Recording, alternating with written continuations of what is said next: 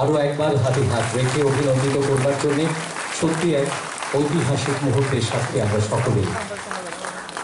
আপনি এই রাজ্যের ভূমিপুত্র এবং ত্রিপুরা রাজ পরিবারের কৃতি সন্তান।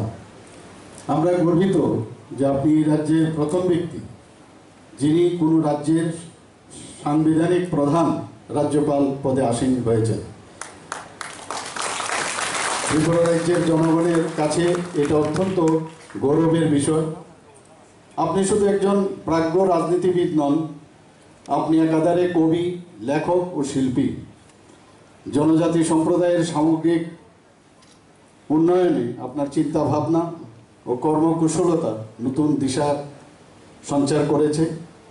রাজ্যের প্রাক্তন মুখ্য সচিব স্বর্গত রাজকুমার রমেন্দ্র কিশোর দেববর্মা এবং বহুগুণের অধিকারী রাজকুমারী কমলপ্রভা দেবীর সুযোগ্য সন্তান আপনি।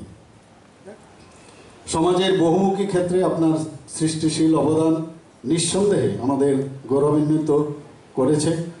জনজাতি সমাজের উন্নয়নের পাশাপাশি রাজ্যের সামগ্রিক উন্নয়নের ক্ষেত্রে আপনার বলিষ্ঠ পদক্ষেপ যা আজও আমাদের নতুন পথের দিশা দেখায়। প্রচারের অন্তরালে থেকে নীরবে নিবৃত্তে আপনি কাজ করে চলেছেন। 1989 থেকে 1993 সাল পর্যন্ত আপনি নর্থ ইস্টার্ন কাউন্সিলের অ্যাডভাইজারি কমিটির সদস্য ছিলেন। 1993 সালে Indian national council for art and কালচারের ত্রিপুরা চ্যাপ্টারের দায়িত্ব থেকে আপনি এই অঞ্চলের শিল্প সংস্কৃতির বিকাশে গুরুত্বপূর্ণ ভূমিকা গ্রহণ করেছেন।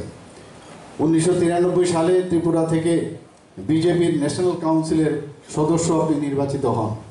এই অঞ্চলের শিল্পকলার চর্চা ও প্রসারে আপনার ভূমিকা দীর্ঘকাল আমাদের অনুপ্রাণিত করেছে এবং ভবিষ্যতেও করবে বলে আমি আশা করি।